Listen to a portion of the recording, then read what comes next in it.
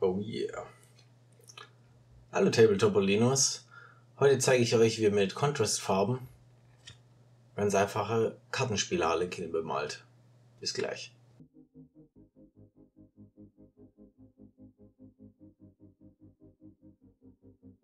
Wer von euch kennt es nicht? Man sieht Harlequine und man denkt sich, boah, geile Muster malen, mega aufwendig, das muss Bombe aussehen. Und dann kam eine bezaubernde Genie. Ein Djinn? Oh, es war auch kein alltäglicher Djinn. Es war ein schöner Djinn, eine Genie, die jeden Wunsch erfüllen konnte. Die andere Genie. Hey Leute, ich bin's wieder, eure Genie von Paintomancy. Und hat einfach gezeigt, wie man mega simpel mit den Grundfarben Kartenspiel-Harlequine bemalen kann. Zeige ich euch also, wie ich meine Player bemale. Ich habe entschieden, okay, ich probiere das auf eine noch viel einfachere Art und Weise, ganz ohne Airbrush, nur mit Contrastfarben als Grundfarben. Und dann kann man ab da variieren, wie viel Freehand man draufpacken will. Das Schöne ist, die sind ratzfatz bemalt und das ist was ich bisher bei Harlequin nicht geschafft habe. Mein letzter Troop hat, glaube ich, 3 Jahre gebraucht, bis ich den mal endlich abgeschlossen habe. Und jetzt waren es 2-3 Stunden. Maximal. Also ihr seht, seht gleich, das geht deutlich einfacher. Ich zeige euch jetzt anhand von 2 weiß grundierten Harlequin-Modellen, wie ihr mit wenigen Contrastfarben eine sehr coole und einfache Bemalmethode nutzen könnt. Vorab, bei den Aufnahmen habe ich die Einstellung der Kamera versemmelt und es nicht bemerkt, darum pulsiert der Fokus leider immer wieder, nur dass ihr vorgewarnt seid. Jetzt aber genug Intro und ran an den Pinsel. Zuerst machen wir uns an eine der roten Farben. Dazu nehmen wir Blood Angels Red Contrast und malen das auf einem Hosenbein. Am Fußgelenk hat das Modell hier so einen Ring, den lasse ich so gut es geht weiß.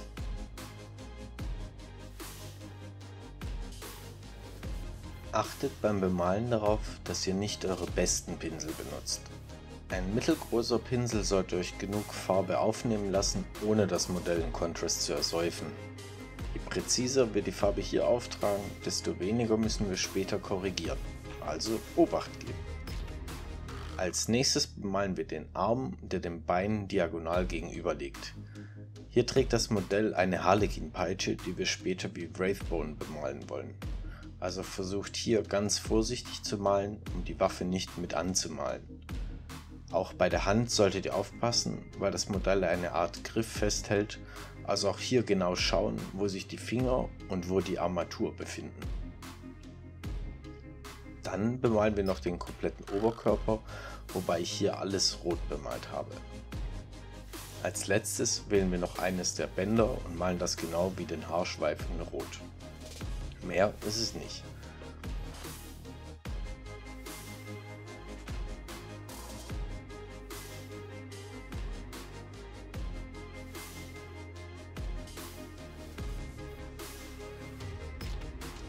Beim Schwarz für die zweite Farbe nehmen wir Black Templar Contrast.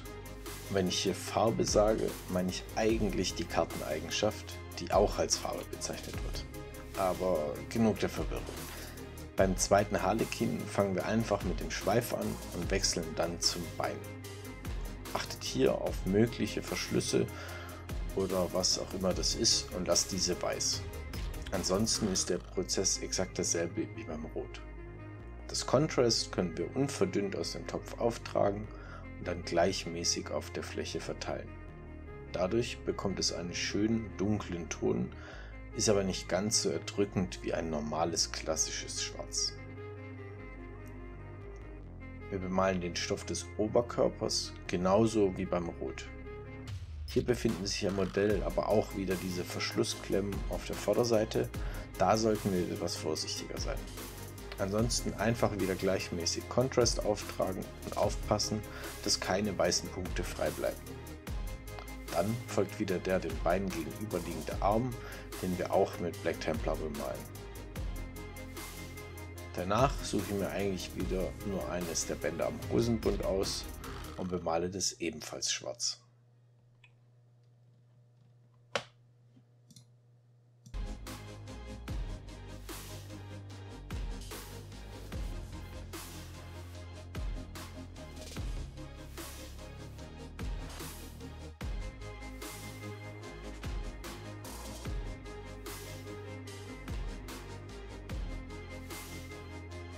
Eigentlich ist der Rest des Modells streng genommen weiß, wenn es auf den Karten basiert, aber ich wollte dem Stoff einen feinen Blaustich geben. Dafür mischen wir Aethermatic Blue Contrast mit Lamian Medium. Dadurch bekommt das ganze Weiß einen schönen blauen Stich. Achtet dabei darauf, dass ihr hier die Gürtel und Waffen weiß lasst. Durch das Lamian Medium fließt die Farbe schön in die Vertiefung, ist aber gleichzeitig so abgeschwächt, dass unser Blauanteil nicht zu stark wird. Man sieht ihn, aber es bleibt trotzdem ein dezenter Akzent. Wie bei den anderen Contrastfarben muss man auf den Flächen nicht sehr vorsichtig sein und kann das schön schnell auftragen. Nur bei den vorher genannten Gürtel- und Waffenteilen sollte man vorsichtiger agieren.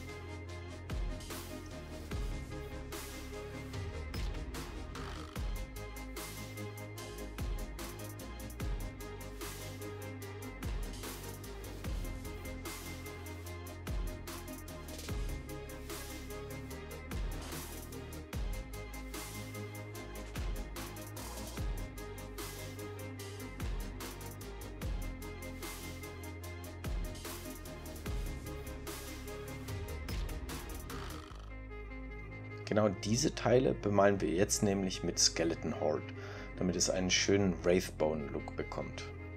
Bei meinen Eldar versuche ich immer Metallfarben zu vermeiden, weil die Eldar dafür bekannt sind, mit Psi-Kräften organisches Material in Form zu singen.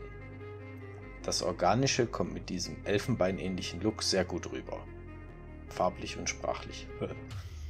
Wenn die Verschlüsse, die Shuriken-Pistole und die Harlequin-Peitsche knöchern gemalt sind, haben wir den Grundfarbenteil schon abgeschlossen.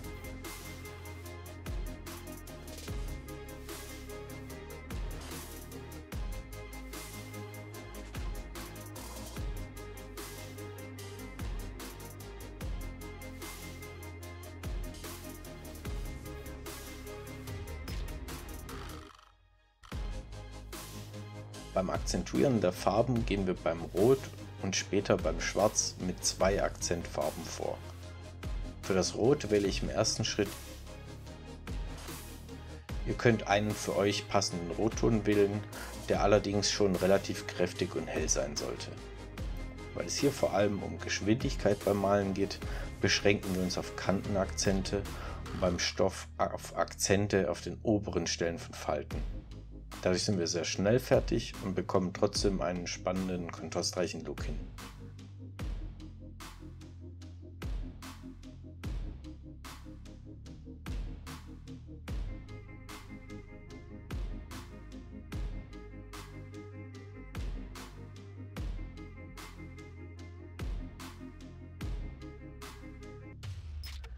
Wenn wir diesen ersten Akzent gesetzt haben, arbeiten wir noch mit einem letzten Highlight. Dazu mischen wir einen kleinen Teil Flash Gits Yellow zu Troll Slayer Orange und bekommen einen relativ hellen Orangeton. Damit highlighten wir die höchsten Kanten und die prominentesten Stellen, wo wir zuvor bereits mit Evil Sunz Scarlet Akzente platziert haben. Einfach gesagt, malen wir hier mit einem feineren Strich über die vorherigen Akzente und heben bestimmte Teile noch einmal gesondert hervor.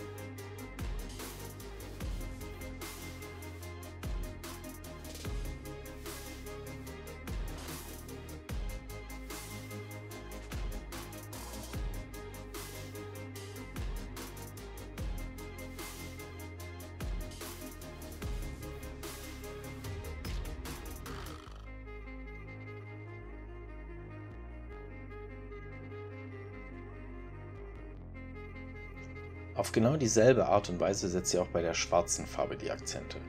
Benutzt dazu aber Dawnstone oder eine ähnliche graue Farbe für den ersten Akzent.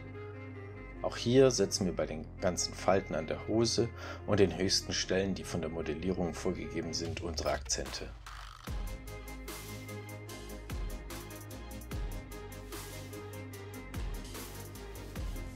Bei dem Rückenmodul oder dem Kragen können wir ganz einfach den Pinsel an der Kante entlang ziehen. Nutzt dazu nicht die Spitze, sondern setzt die Pinselhaare mittig an der Kante an.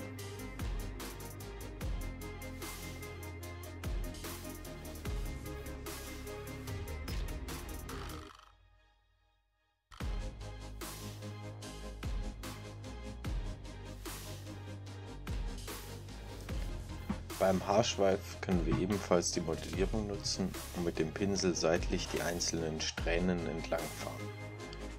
Wie beim Rot-Orange nutzen wir beim Schwarz ebenfalls ein farbliches Highlight. Dazu mischen wir etwas Weiß in unser Dawnstone, um bestimmte Bereiche noch einmal prominenter zu machen und den Fokus auf die höchsten Stellen zu legen. Wie zuvor versuchen wir mit feineren Linien als beim ersten Akzent zu arbeiten, damit der erste Akzent nicht darunter verschwindet, sondern immer noch zu sehen ist.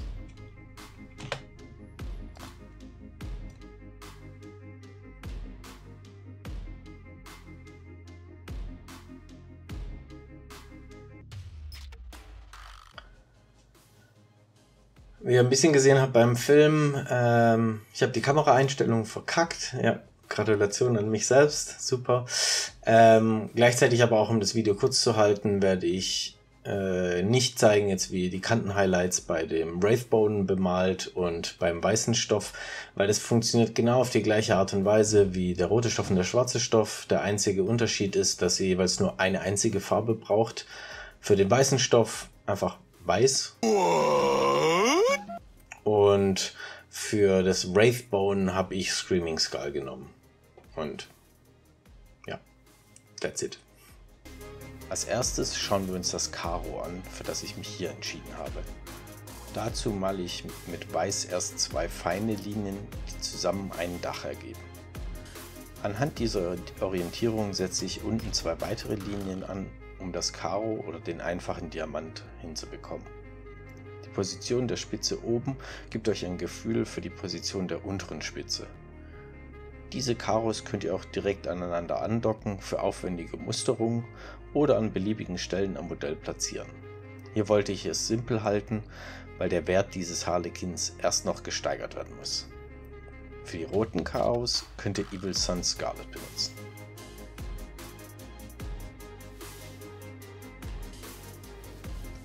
Für das Schwarz habe ich Kreuz als Farbe gewählt. Hier habe ich mich an die Anleitung von Genie gehalten, wie ihr auch im Video von Paintomancy sehen könnt, ist aber deutlich einfacher gehalten. Für das Kreuz malen wir einfach drei kleine Punkte direkt aneinander, einen oben und darunter zwei. Zwischen die unteren beiden Punkte malen wir einfach einen feinen Strich und fertig.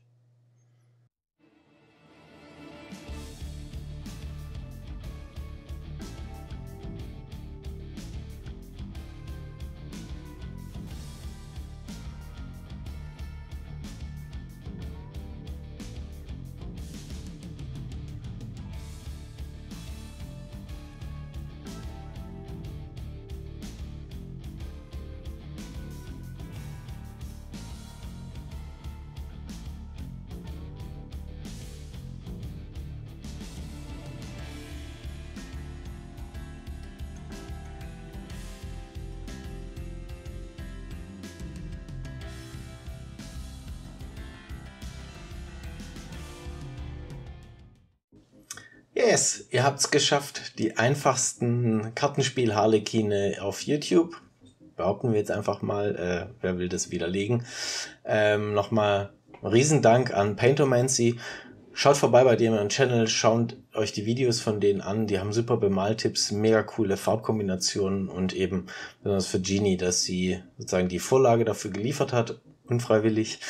Aber ich wollte einfach eine Variante zeigen, wie es auch mit den schönen Contrast-Farben einfach funktioniert, beziehungsweise ohne eine Airbrush, weil sowas habe ich nicht und sowas kann ich nicht. Also wenn ihr es bis hierhin geschafft habt und wenn jetzt eure Troupe super aussieht, dann Gratulation und lasst doch gerne ein Abo da, lasst ein Like da und wenn ihr es schon nicht bei uns macht, dann bei den Dudes und Dudetten von Paintomancy. Und dann würde ich mal sagen, bis zum nächsten Mal. Tschüssikowski. Ciao mit Au. San Francisco. Buonasera, buonanotte, arrivederci, gell?